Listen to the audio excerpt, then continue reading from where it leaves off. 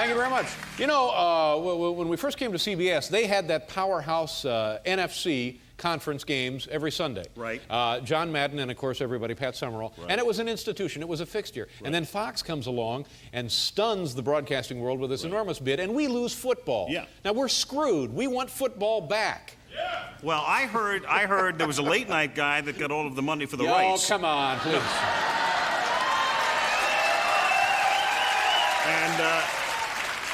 And CBS just couldn't come up to $1.5 billion.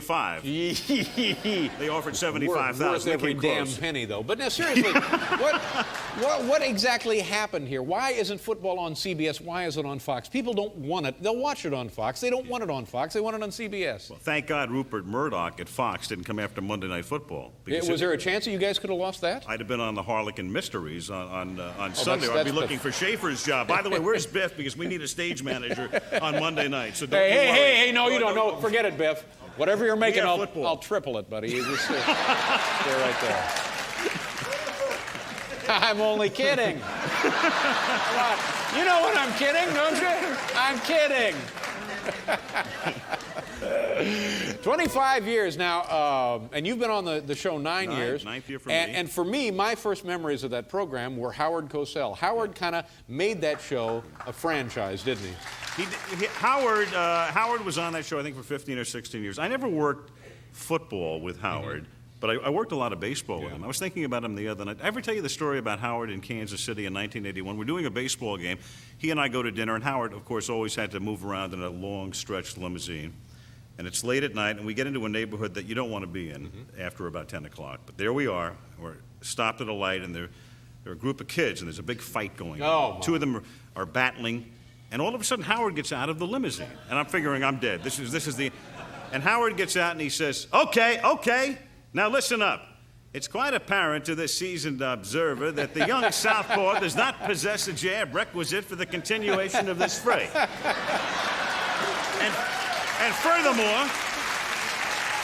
And furthermore, his opponent is a man of inferior and diminishing skills. This confrontation is summarily halted post-haste. Wow. And now I'm sitting there in the car, and the driver's dying, and I'm dying.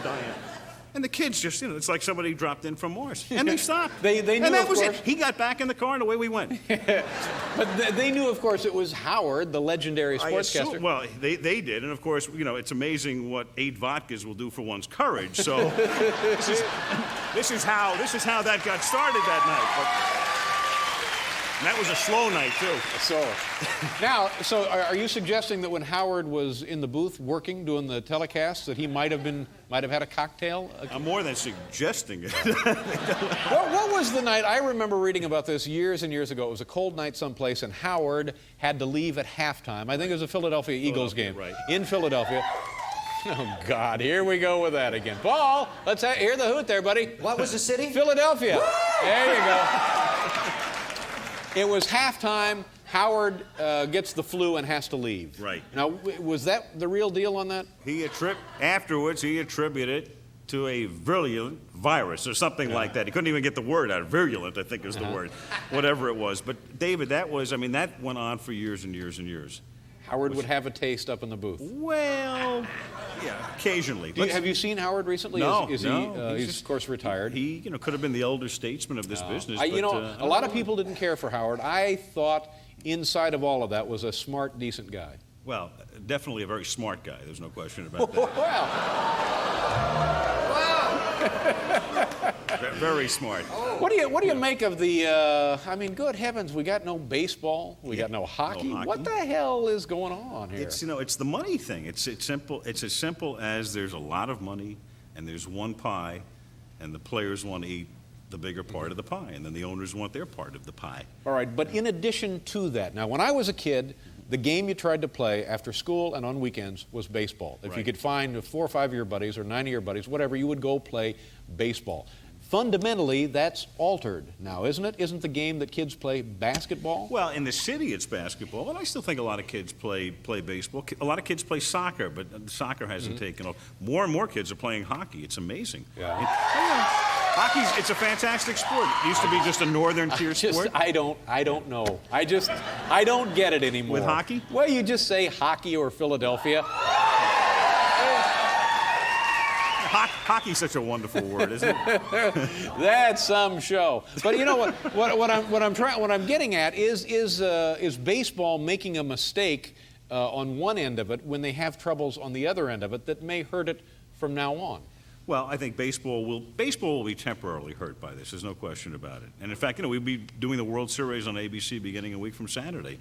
Well, had it been. But no World Series, and World people don't seem to miss it now. Maybe it's just like they don't seem to miss it. And that's a little scary. Right. But they'll be back, and once they start it over again, and people get interested in it, baseball will come back. The game is too slow. They play too many games a season. They should cut it back to like 150, 145, and get it down to around 2 hours and 10 minutes. There you go. People will be back in the park. This from a man who used to listen to every Reds game in history. That's when it was a game, for heaven's sakes. Yeah, you betcha.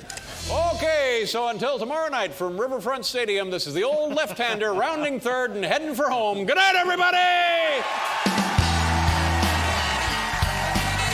Worldwide Pants.